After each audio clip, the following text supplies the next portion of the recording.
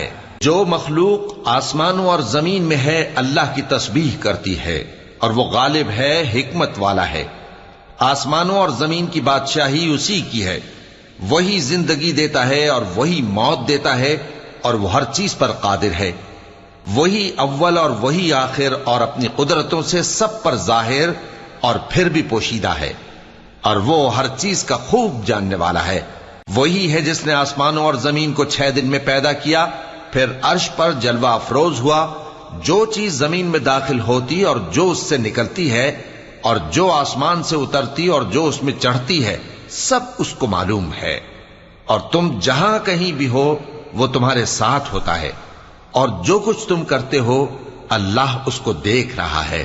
آسمانوں اور زمین کی بادشاہی اسی کی ہے، اور سب معاملات اسی کی طرف رجوع ہوتے ہیں۔ وہی رات کو دن میں داخل کرتا اور دن کو رات میں داخل